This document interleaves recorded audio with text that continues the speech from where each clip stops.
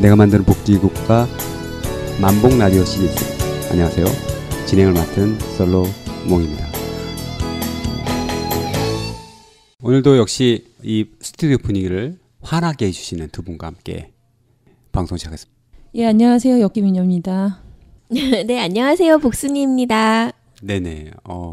지난 방송에도 그랬지만 화사해지는 것 같아요. 오늘은 간만에 이제 스튜디오에서 한 분 모셔놓고 같이 이야기를 나누겠습니다. 영세상인 울리는 민생 법안이냐, 상가 임대차 보호법 개정안에 대해서 전국 세입자 협회 공동대표이시자 내가 만드는 복지국가 공동위원장인 최창우 위원장님 모시고 이야기 나누겠습니다. 안녕하세요, 위원장님. 안녕하세요. 예, 최창우입니다. 안녕하세요. 안녕하세요. 박수라도 쳐야 되는 거 박수 한번 아니에요? 쳐야 오랜만에. 스튜디오는 무조건 박수.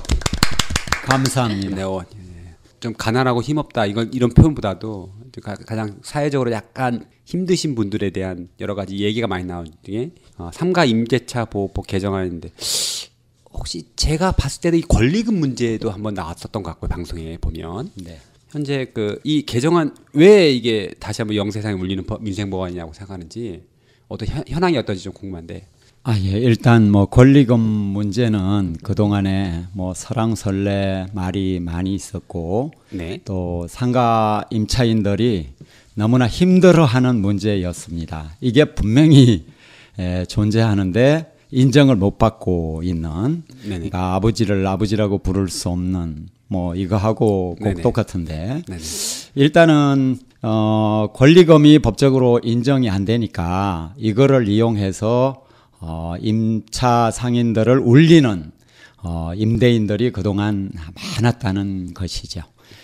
그렇지 않아도 힘이 세잖아요. 임대인은 힘이 세고 임차인은 이제 힘이 약한 처지에 고개를 이제 수그리고 들어갈 수밖에 없는데, 권리금은 이제 엄연히 존재해서 뭐 이 양도가 되기도 하고 그러는데, 권리금을 냈는데 나중에 못 찾고 나가는, 이제 그래서 뭐 1억 5천 권리금을 냈는데 하나도 못 찾고 나가버리는 뭐 이런 상황에 막 직면한 사람들이 많았거든요. 그래서 이 문제를 계속 해결해라, 막 상인들이 이걸로 계속 싸우고, 뭐 명도 소송 당하면 또 가서 그냥 강제로 집행을 갖다가 막고 막 그러면서 뭐 소금도 뿌리고 집행하는 사람들 말이죠. 서로 못할 일이죠, 사실은. 예, 이런 문제가 있었는데 이번에 법 테두리 위에다가 이렇게 올려놨습니다. 그래서 그것이 일단 긍정적이다. 예, 무대 위에 올렸다. 예전에는 그냥 일단 아버지가 전혀 아닌데, 근데 이제는 아버지 맞다, 어머니 맞다, 있는 거 맞다, 이제 요렇게 지금 된 거죠. 그래서 이걸 이제 긍정 평가하고요. 근데 이제 문제가 이제 여러 가지가 있는데, 재개발 재건축이 되는 경우에는 적용이 안 된다. 그 조항이 빠졌다. 예, 그러니까 이제 재개발 재건축 하는데 적용이 안 되면, 재건축 갑자기 또 하겠다, 또 재개발이 또 기존에 이루어진 것도 있고 이루어지는 과정에 있는 것도 있고 또 앞으로 또 이루어질 가능성도 있는 거 있잖아요. 그 재개발 지역 내에 또는 재건축하는 그런 건물은 일단 해당이 안 된다. 그러면은 뭐 거기 살던 사람들은 역시 계속 권리금을 박탈당하는 이런 사태에 여전히 직면하니까, 그래서 재건축 재개발 되는 데에 있는 임차 상인은 권리가 보장이 안 되고, 그 위에 지역에 있는 사람들은 보장이 되고, 그러니까 같은 법인데 이렇게 기준이 달라버리는, 범위가 다르고, 이건 안 된다는 거죠. 근데 이전에 지금까지 문제됐던 것들이 재건축 재활 때 권리금 같이 제가 투자된 비용이 있고 뭐 하고 가전 비용이든 뭐든 하여간 건물의 인테리어라든가 그런 비용뿐만 아니라 권리금 같은 문제 제가 끊겼으니까 해서 문제가 발생됐던 사례가 대부분이었던 게 아닌가 생각이 들고요. 근데 지금처럼 당연히 그 재개발 재건축 안 되면 그 다음에 들어오는 사람들이 다 그걸 다 그냥 그 정도 다 하고 온 것 같은데, 가장 문제가 있는 지역에 있는 지역은 빠지고 문제가 없는 지역만 보존한다는 게 되게 좀 되게 또 거꾸로 보면 이게 내용이 진짜 찐빵인데 안 꼽는 것 느낌이랄까? 아니, 근데 왜 재개발 재건축 지역은 그 제외가 된 거예요? 왜 그렇게 된 거죠? 뭐 그들 생각에는 재개발 재건축 지역까지 이걸 포함시키면 사실상 재개발 재건축을 실행을 못한다. 이제 이런 생각을 갖고 있는 것이죠. 그러면 재개발 재건축 대상이라고 하는 건 네. 그러니까 현재 재개발 재건축이 진행되고 있는 데만 제외가 되는 건가? 아니면 우리 그런 거 많잖아요. 사실 재개발 재건축은 한다 그래놓고선 꽤 오랫동안 그쵸, 지연되는 상당히. 경우들이 많기 때문에 예, 그렇습니다. 여기서 얘기하는 재개발 재건축의 지역은 제외된다라고 하는 거는 어디까지가 포함이 되는 거예요? 그러니까 이제 들어가서 일단 이제 지금 업무를 이제 하고 있는 분들 영업을 하고 있잖아요. 그러면 이미 지정돼서 진행되는 곳도 물론이고 네. 또 새로 지정되는 곳도 마찬가지고. 근데 이제 대개 재개발이라고 하는 거 범위가 넓잖아요. 뭐 몇만 평 막 이런 범위에 해당이 되는데 이제 재건축은 그 건물 달랑 하나를 올리는 겁니다. 이제 그러면 이제 그런 경우 제외해 버리면 실제로는 많은 사람들이 울게 되죠. 이 법을 새로 만든다 그래서 즐거워하고 기뻐했던 이런 분들이 나는 제외되는 거네 이러고 뭐 악용을 얼마든지 많이 할 수 있죠. 예. 아니 사실은 이 권리금 문제에서 가장 피해를 보는 데가 재개발 재건축할 때 세입자들이 가장 피해를 보는 핵심적인 사람들 아니에요? 그렇습니다. 용산 참사가 그러니까. 그렇게 해서 나온 거죠. 근데 이제 이 문제를 여전히 비켜가겠다 이런. 우리나라 정책은 박근혜 정부의 정책은 참 특이해요. 꼭 필요한 사람들을 비켜가는 정책들을 하더라고요. 예를 들면 그거 아니에요. 줬다 뺏는 기초연금도 진짜 가난해서 필요한 사람들은 또 뺏어가고 이것도 마찬가지로 가장 문제의 핵심이 되는 재건축 재개발 상인들은 또 제외시키고 모든 정책이 약간 핵심을 약간씩 비켜가면서 그렇게 금방 연결이 되네요. 그죠? 복제하고 아니, 이렇게. 같은 맥락 아니에요? 아하, 지금? 그렇군요. 네. 예. 네네. 그러니까 같은 맥락. 대상자를 호도시킬 수 있는 권리금 다 인정되는 것처럼 느껴지잖아요. 근데 지금 정작 보면 이게 빠져 있다면 글쎄요. 그렇습니다. 뭐 용산 참사가 난 이후에도 뭐 전혀 이런 문제에 대한 대처를 그동안 하지 못하고 있었잖아요. 근데도 뭐 여론이 막 일어나니까 이제 대처해야 되겠다 이렇게 하면서 등장한 게 이런 상당히 제약이 많은 한계가 많은 걸 이제 지금 제시했다는 것이죠. 근데 뭐 그래도 어쨌든 간에 이 비공식화되어 있던 권리금을 정부가 제도적으로 보호를 하겠다라고 하는 노력은 또 일단 뭐 칭찬할 만한 것 같은데 그렇죠? 그런데 그렇죠. 이제 현재 그거를 일단 평가한다는 거죠. 예, 그렇게 예. 보긴 하지만 현재 나와 있는 정부의 정책을 좀 들여다보니 여러 가지 좀 독소 조항이 있는 것 같다. 예, 어떤 그렇습니다. 것들이 좀 있는지 말씀해 주시면. 네. 거기 이제 일단은 뭐 양도 양수한다고 하는데요. 그러면 이제 다른 것을 좀 살펴보면 일단 이제 이전에 그 가게를 하던 사람한테 일단 3개월 전에 일단 나가겠다고 이제 통지한 경우 네. 그 3개월 동안 이제 넘기라는 거예요. 그리고 이제 그렇게 하지 않았을 때는 계약 기간이 끝나고 나서 2개월 안에 넘기라는 것입니다. 그러니까 그 2개월 또는 3개월 안에 넘기는 그때만 협력 의무를 부과하고 있는 거예요, 임대인에게. 그러면 이제 2개월 뭐 이게 지나버리거나 3개월이 지나버리면 이제 협력 의무는 사라져 버리는 거죠. 협력 의무라는 게 그게 뭐예요? 그러니까 이제 양도 양수를 하는데 협력 의무인데 이전에 이제 그 가게에 들어있던 세입자가 새로운 세입자한테 권리금을 받고 이제 이렇게 빠져야 되잖아요. 그 기간을 3개월 또는 2개월로 보겠다는 것이죠. 그거를 하는 거를 네. 임대인은 도와라. 그렇죠. 협력을 해라, 그때 이거. 돕는데 이제 일단 2개월 또는 3개월보다 더 길어지는 거는 이제 도울 의무가 없다. 거꾸로 해석하면 그렇게 되는 것이죠. 근데 그때 안성맞춤인 분을 만나기가 그렇게 쉽지 않거든요. 내가 권리금을 1억 5천 내고 왔거나 8천 내고 왔으면 1억 5천은 받아야 되고 8천은 받아야 되잖아요. 손해를 본다고 그래도 한 3분의 2는 받아야 되고 또 그동안에 영업이익 쌓인 게 있으면 더 플러스해서 받아야 되는 거잖아요. 또 시설 투자도 있는 것이고, 그러니까 권리금이라는 게 바닥 권리금이라고 하는 것도 있고, 또 이제 시설 투자금도 있고, 또 영업해서 무형의 자산으로 손님이 많이 온다든지 하는 이런 세 가지가 있습니다. 근데 요 세 가지를 일단 이렇게 받고 나갈 수가 있어야 되는 건데, 지금 이제 그 기간을 기간 대기 3개월 요 사이거나 기간 끝나고 2개월이거나 이제 이때 다 해결을 봐라 그러는데, 그게 해결 보기가 쉽지 않다는 것이죠. 짧게 기간만 사정했다. 뭐 보호하는 나름 협력에 의무하는 거를 법으로 내긴 했지만 현재 나와 있는 정부의 내용은 현실적으로는 그게 좀 너무 짧다. 그렇습니다. 이제 이게 더 근본적인 건 이제 그것도 있으면 기간이 너무 짧습니다. 근데 이거는 근본적인 건 뭐냐면 지금 이제 환산보증금 제도라고 해가지고 들어보셨는지 모르겠는데 말 그대로 이제 환산해서 보증금을 총액 계산한다는 것입니다. 그러니까 이제 어떤 사람이 보증금 5천만 원에 월세 350만 원을 내고 이제 들어온다 이러면 이제 350을 곱하기 10 하면 이것이 일단 3억 5천으로 계산된다는 거예요. 그럼 원래 그러면은 5천이 있잖아요. 이거 합치면 4억이 되잖아요. 그러니까 4억 범위 이내에 있는 것만 그동안에 보호를 주로 해왔거든요. 근데 이제 4억 범위, 그러니까 환산 보증금. 그러니까 보증금으로 딱 되어 있는 것도 아니고, 그 이상 되는 사람은 좀 부자 임차인으로 보는 거예요. 근데 이제 어떤 가난한 사람이 3천만 원 보증금에 이제 뭐 400 내고 들어오기도 하고 이러잖아요. 그러면은 그 사람은 가난한 사람이잖아요, 실제는. 그렇죠. 보증금이 없어서 월세를 높인 거니까. 근데 그걸 4억으로 그냥 계산해 버리는 거예요. 근데 월세로 역진적으로. 월세로 계산을 해가지고. 그러니까 월세를 10% 이제 이자를 받을 거다 이런 식으로 생각해가지고 그걸 환산보증금이라고 합니다.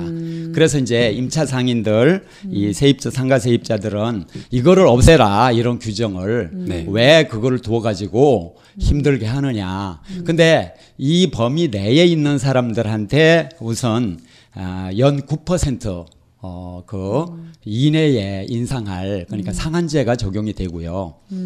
그리고 5년 동안 기한이 또 보장되고 이런 게 있습니다. 그 범위 넘는 사람들도 5년은 보장한다고 했는데 그 9% 조항의 없음으로 인해서 사실상 유명무실한 이런 부분이 또 있는 거예요.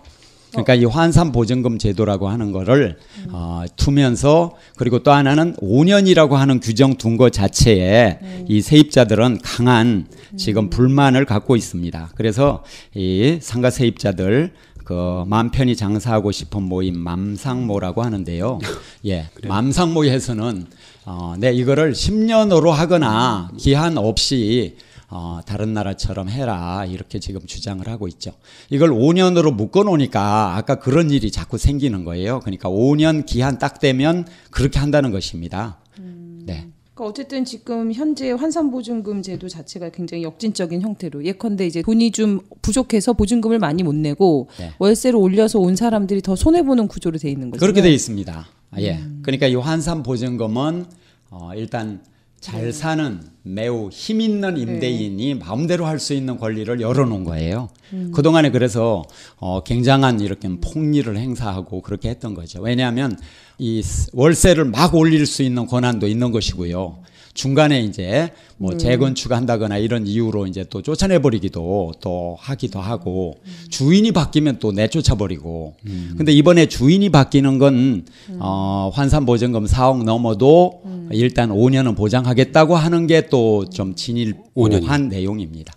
근데 근본적으로는 아까 5년 가지고 안 된다는 거죠. 왜냐하면 지금 경쟁도 너무 심하고 인테리어 비용 이런 거는 고급화 요구를 끊임없이 받고 있고, 그 여러 가지 권리금이나 시설 투자비를 회수하려면 일단은 10년은 돼야 된다고 하는 게 이 맘상모의 생각입니다. 최소 10년. 다른 나라 같은 경우는 몇 년 정도? 프랑스는 뭐 9년 이하는 계약을 못하게. 계약조차를 못한다. 그러니까 9년 넘게 하거나, 일본 같은 경우도 이제 그 뭐 신주쿠 뭐 이런 데라든지 어떤 가게가 막 100년씩 하고 막 하는 게 기한이 사실상 없는 거예요. 그리고 쭉 가니까 이 상가 임차인이라고 해서 내쫓아버리고 하는 개념이 없는 거죠. 정주 개념으로 바라보는 거죠. 주거권처럼. 그러니까 우리도 그렇게 바꿔서 봐야 된다. 그러니까 어쨌든 처음에 장사할 때 권리금 들여서 시설에 투자해가지고 이게 다 권리금인데 그렇게 해서 이제 서서히 이제 영업을 안정화시키고 영업이익을 뽑으려면 못해도 10년은 있어봐야 이제 그런 투자한 것만큼은 이제 뽑아낼 수 있는 건데 우리나라에 지금 5년으로 제한을 하는 건 실컷 투자해놓고 그것들을 본전도 빼기 전에 나가버려라 할 수 있는 이런 구조기 때문에 5년은 별로 실효성이 없다 이런 말씀이신 그렇습니다. 거죠? 예. 근데 그 5년마저도 환산 보증금을 기준으로 해가지고 서울 기준으로 4억 넘는 그리고 이제 광역시는 2억 4천 넘는 아니, 이런 서울시에서 사람들을 환산보증금 4억 넘는 사람 훨씬 많은 거 아니에요? 그러니까 그게 그 사람들 다 보호를 못 받는 75%가 거죠. 이것 네. 때문에 네. 지금 희생되고 있는 거죠. 그러니까 이거 4억 넘는 사람 훨씬 많을 거고 환산보증금 어지간히 장사 조금 된다는 뭐 그렇죠. 그런 데는 다 그러죠. 아니 그리고 서울에 있는 데가 지금 보증금하고 그 임대료 자체가 만만치 않을 거고 이걸로 보호받는 사람들은 많지 않을 거 아니에요. 특히 서울 같은 데는 그렇습니다. 예, 그걸로 보호받는 사람이 25%에 불과하고 75%가 이 환산 보증금 이런 규정 때문에 그동안에 희생이 되어 왔던 이런 문제죠. 참 이상한 정부예요. 그래서 이제 뭐 이 정부뿐만 아니라 이전에도 이거를 뭐 손댈 생각을 전혀 안 하고 그러니까 이제 사실은 국회, 정치, 뭐 대통령 이들이 뭘 하는지 모르는 거죠. 이런 문제를. 그죠? 민생 법안 막 하잖아요. 이게 네네. 가장 민생 법안인데 네네. 일단은 뭐 권리금 이야기하는 것 자체는 민생적인데 네네. 그 내용을 들여다보면 요거 빼고 저거 빼고 뭐 애매하고 기간을 뭐 얼마로 하고 막 이렇게 해놔서 이것이 막상 잘 적용되겠느냐 이럴 때 좀 문제점이 많다는 것입니다. 독소 조항이 많다.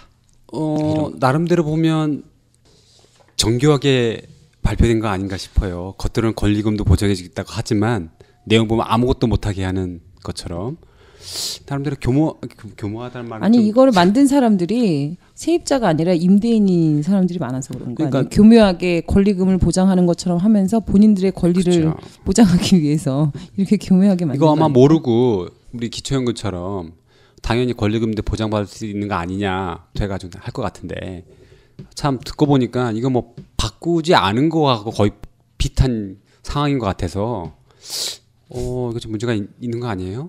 네. 문제가 뭐 아무튼 심각합니다. 예. 그렇지만 한편으로 보면 또 결국은 또 이게 법안을 만드는 과정에서 보면 국회의원들이 이제 이런 얘기를 충분히 할 수 있을 것 같은데 한편으로 보면 또 우리나라처럼 재산, 토지, 하여튼 이거에 좀 센 자본시장이라고 해야 되나요? 그런 것도 있고 부의 축적의 단계로 생각하고 부동산 공학이라 할 정도로 이거에 대해서 강하게 영향을 갖고 있는 분들이 많은 그에서 과연 국회가 이걸 다뤄줄 수 있을까 하는 의구심도 있고.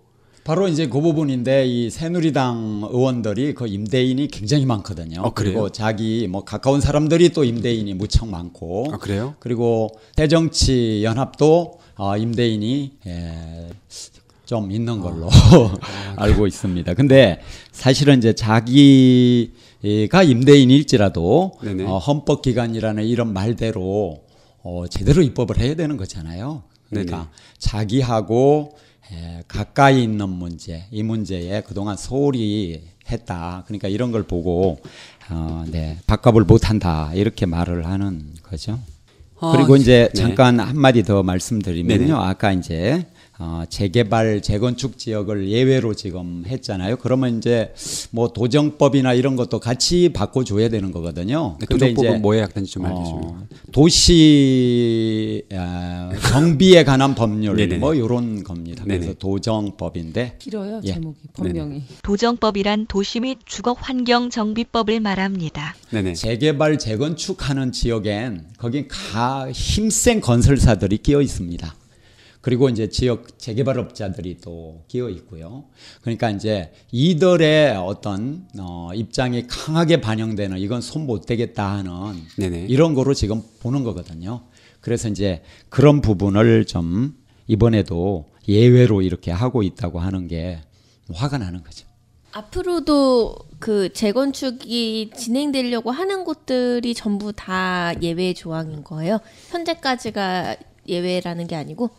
현재까지 진행되는 것도 물론이고 예. 앞으로 또 내일 결정을 또 한다고 해봐요. 한 달 뒤에나 그것도 네네. 다 또 마찬가지라는 것입니다. 네네. 예.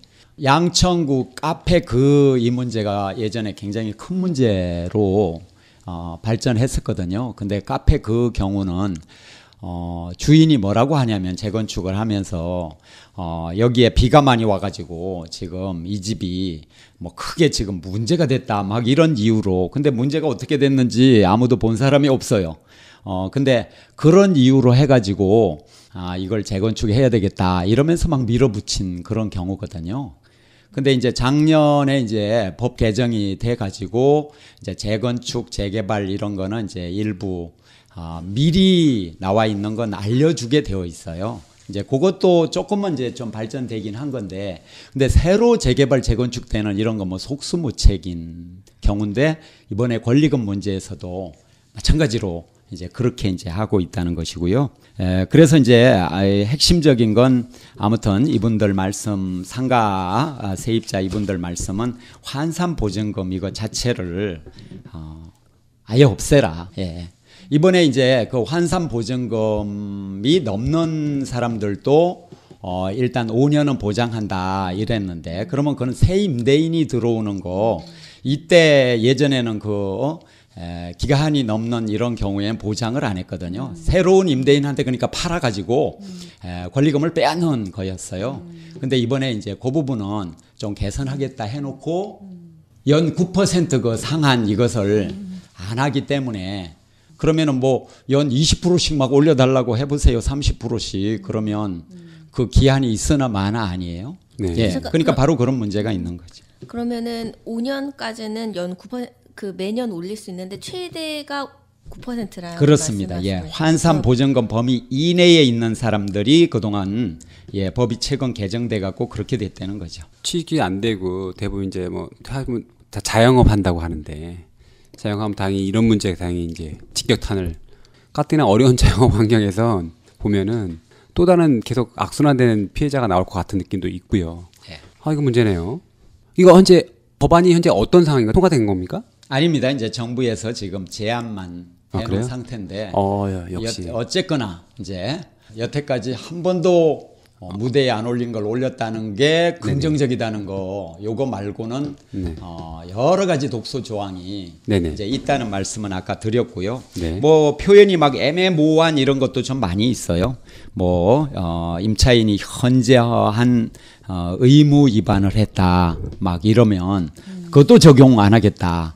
예, 뭐 이런 것도 들어 있어요. 현저한 의무 위반. 예. 그게 국가보안법에 나와 있는 거잖아요. 현저하게 위반을 하면 그런다든지, 또 학칙에 그런 게 많이 있죠. 그러니까 갑과 을의 관계 내지는 한쪽엔 대단한 힘을 가지고 있는 쪽과 한쪽은 힘이 없는 사람들 사이에 현저한 의무 위반 막 이런 게 있어서, 어떤 사례 같은 경우는 개가 막 많이 짖어가지고 그래서 그 개로 막 분쟁이 생겼는데 그걸로 방을 빼게 하는, 상가를 빼게 하는 그런 경우도 발생을 했어요. 그래서 최근에까지 그분이 막 싸우고 있었는데. 뭐 애견 카페 같은 건가요? 아니요. 이제 그냥 자기 집이 개를 일종의 상가에 이제 키웠는데 이 개가 막 많이 짖은 거죠. 이제 그걸로 이제 싸움이 많이 난 게 이제 현저한 의무 위반 이렇게. 독일 같은 경우 사실은 개를 드릴 것인가 안 드릴 것인가 이런 거 미리 다 특이하게 넣어요. 근데 우리는 그런 규정이 따로 있지는 않거든요. 근데 그러면 그걸 세입자분께서 들어가시기 전에 미리 얘기를 하시고 얘기가 다 돼서 간 건 아니고요? 이제 그거는 뭐 개가 있는 건 뭐 서로 얘기하고 들어가죠. 들어가는데 이 개가 어떤 때는 안 짖지만 또 어떤 시기 이후부터는 또 많이 어떤 때 좀 짖을 수도 있잖아요. 근데 이제 그걸로 일종의 주변에서 이제 민원도 좀 제기되고 한 이제 그런 게 현저한 의무 위반이라는 거죠. 예를 들면. 근데 이런 거는 이제 이웃 간에 서로 잘 상의해서 얘기할 수 있는 문제이기도 하고 이런 건데, 이제 이번에도 권리금 문제에서도 그런 게 지금 조건으로 지금 나와 있고 그렇습니다. 이제 하나 더 말씀드리면 9% 상한이 이게 너무나 또 높다는 것도 현재 또 문제입니다. 나온 김에 좀 말씀드리면, 다른 나라 보면 뭐 물가 수준이라든지 물가 수준 플러스 1%라든지 이런데, 우리 물가 수준이 지금 뭐 한 2%대 막 이렇게 가잖아요. 2, 3%. 그런데 이제 이러면은 한 3% 이렇게 해야 되는 건데, 이런 걸 또 막 복리로 또 적용하겠다고 하고 하니까 이 굉장히 문제가 될 수 있는 이런 부분입니다. 그래서 이것도 쑥 낮춰야 되는 거 아니냐. 그러니까 각과 을의 관계 이런 거가 이 전체에 흐르고 있는 것이죠. 그리고 이제 정치권 일각에서 또 하나는 동종 업종에게만 이전하는 거, 이전할 때 뭐 권리금을 준다 이런 입법안을 낸 경우도 있었어요. 예, 근데 그건 아니라는 것이죠. 그리고 독소 조항 중에 또 하나 핵심은 이번 정부안에 이런 게 있습니다. 1년 동안 임대인이 비영리 목적으로 쓰면 그거는 또 적용이 안 된다 이렇게 되어 있어요. 비영리요? 예. 그러니까 이제 어떤 주인이 내가 이거를 전국 세입자 협회 사무소로 쓰겠다 만약 하면 비영리잖아요. 네네. 예, 그러면 이 권리금 대상이 아니에요.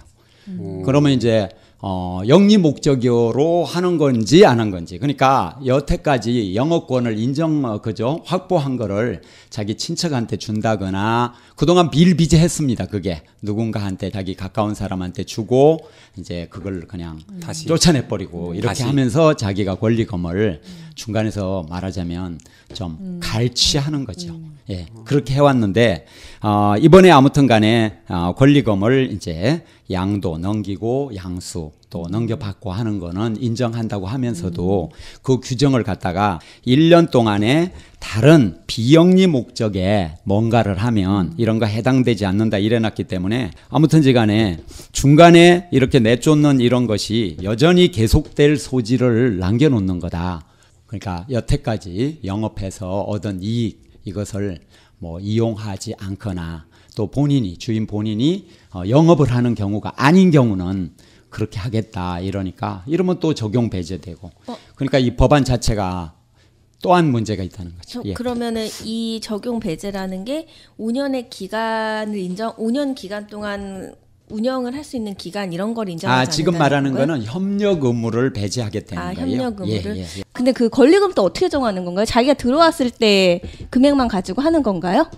권리금 정하는 것도 뭐 여러 가지 네네. 주장이 있습니다. 근데 이번에 정부가 내놓은 거는 국토부 고시 가격으로 하겠다 이렇게 얘기했습니다. 실제 받고 있는 것보다 상당히 낮을 가능성이 지금 있는 거죠. 또 하나 그것도 분쟁 소지가 또 있습니다. 이제 권리금은 이제 대부분 처음에 영업하러 들어오면서 5천이든지 1억 5천이든지 내고 들어와요. 집 주인이 받는 거를 이제 바닥 권리금이라고 이제 하고 그리고 시설 권리금 또 그분이 영업을 잘 해가지고 더하기 해놓은 거, 네. 이런 세 가지 거가 이제 있는 건데, 근데 적어도 예를 들어서 주인한테 내가 1억 5천 주고 들어왔잖아요. 그러면 주인은 그거 내놔야 되는 거잖아요. 자기가 그거 강탈하는 거지 실제로는. 만약에 주인한테 주고 들어왔으면 그거는 좀 줘야 될 문제일 것 같은데. 근데 주인한테 주고 와도 그걸 주인이 줄 의무는 현재 없어요. 예, 없고 시설 이것도 어떤 기준도 없고 법제화가 현재 되어 있는 게 이제 전혀 없는 거죠. 없고 영업에 대한 이것도 무형, 유형, 재해는 기준도 갖고 있지 않고 그거는 이제 현재 입법화하면 거기에 따르는 이제 세부적인 내용은 좀 더 규정할 겁니다. 그리고 이것이 관행화돼 가지고 이제 쭉 나갈 건데 다른 나라 같은 경우는 이제 권리금 이런 거 보상하는 게 없다 이렇게 언론에서 잘못 그동안 이야기를 했는데 대부분의 나라에서 영업권이나 이런 거를 갖다가 인정해서 보상을 하거든요. 재건축할 때는 그동안에 그분이 쌓아놓은 이런 부분은 그걸 계산을 해가지고 보상을 해요. 그 거리에 손님의 수라든지 뭐 여러 가지 인기라든지 등등 이런 걸 반영해서. 근데 우리는 이런 걸 숫제 그동안에 무시하고 그냥 음성적으로 거래를 해왔다는 것이죠. 그러니까 그러고는 일부는 아까 그런 환산보증금 문제까지 있고 또 환산보증금 이상 되는 사람은 뭐 최근에 5년 보장하긴 했지만 거기에 연 마음대로 올릴 수 있는 거기 뭐 애매하게 표현돼 있기는 해요. 주변 시세와 뭐 물가를 고려해서 이렇게 돼 있는데 그렇게 되니까 결국은 자꾸 내쫓고 그 다음에 새로 들이고 하는 기획부동산이 판을 치는 거예요. 이쪽에서 기획부동산은 이제 또 그냥 이렇게 임차 이렇게 보통 건물 할 때는 0.9% 정도거든요. 그런데 이 권리금 문제는 보통 기획부동산에서 10%를 받는 게 그냥 관행화돼 있는 거로, 그러니까 자기가 이제 돈 버니까 이거를 막 더 부추겨 가지고 이렇게 이런 방법이 있다 그러면 다른 사람한테 넘기고 하는 이런 문제까지 발생해서 굉장히 심각한 상황에 그동안에 있는 거죠. 그러니까 그냥 핵심 요지는 10년이나 기한 없음으로 이렇게 이제 좀 쭉 하고 환산보증금 이런 기준을 정한다고 하는 게 많은 부작용이 있으니까 그걸 좀 없애고 재건축 재개발 이런데 제외하는 거 이런 건 좀 하지 마라. 그렇게 해야 보다 근본적인 대책이 서고 청년 창업하는 사람들도 안정되게 쭉 이걸 내가 10년 할 수 있다 이런 전망이 있어야 되잖아요. 근데 대개 계약을 2년으로 하거든요. 그러니까 늘 불안불안한 이런 상태에 좀 있는 거죠. 아까지 법안이 정식적으로 통과된 건 아니니까 상가 보호법 개정안 제대로 돼 있는지 논의가 되고 잘 되는지 지켜봐야 될 것 같은데 끝으로 위원장님 한 말씀. 예, 이 문제 이 상가 세입자들이 지금은 600만 명이거든요. 근데 이 상가 세입자 그 자영업 하는 분들이 우리나라가 굉장히 비율이 높은 거예요. 높은데 이게 이제 IMF 이후에 급팽창을 이렇게 이제 했고 최근에 경제 위기가 있으면서 이제 뭐 퇴직 당하거나 명퇴하거나 막 이런 분들이 이쪽으로 이제 자꾸 오고 청년들이 일자리가 또 없으니까 또 창업은 막 하라고 또 해요. 그래가지고 이제 이렇게 창업을 나름 이렇게 해서 이쪽으로 오고 그러니까 실업자가 오는 경우도 있고 해고된 사람이 이쪽 분야로 넘어오는 경우도 있고 그러니까 이 문제를 그냥 자영업 자체로만 바라보면 안 된다는 거죠. 우리 사회에 일자리를 제대로 보장 못함으로 인해서 일자리 나누기를 포함해서 정책 실패에 따른 부분이 상당히 있다. 그러니까 이런 걸 시장 실패라고도 하잖아요.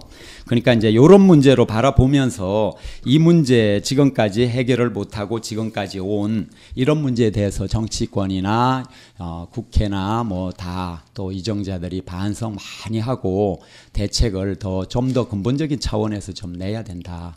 이런 말씀을 드리고 싶습니다. 한 가지 여쭤볼 건데 세입자 협회의 회원이 되려면 세입자들만 가능한 건가요? 그렇지는 않습니다. 돈을 내시면 누구나 세입자가 아니어도 상관없습니다. 될 수 있습니다. 아니 그러면 단지 좀 주요 임원이 위원장님은 어떻게 세입자이신 거예요? 예, 전 세입자고요. 예, 2년 전에 저는 이제 그 주택 세입자인데 말하자면 상가는 아니고 상가는 이제 저희 제가 회원으로 있는데 거기에서 운영하는 상가가 이제 있습니다만 근데 이제 저는 2년 전에 50%를 올려주고 거의 피눈물을 흘리는 줄 알았거든요. 나가든지 올려주든지 태기를 해라. 근데 아이가 또 셋이나 있고 하니까 이 옮기기가 또 쉽지 않았고요. 많은 얘기 들었는데 계속 이 문제 어떻게 법제되는지 계속 알려주시면 좋겠어요. 정부의 그 상가 임대차 보복 개정안에 대해서 지금까지 그 최창우 전국 세입자협회 공동대표로 인사 내가 만들어 복지국가 공동위원장님 모시고 얘기 나눴습니다. 감사합니다.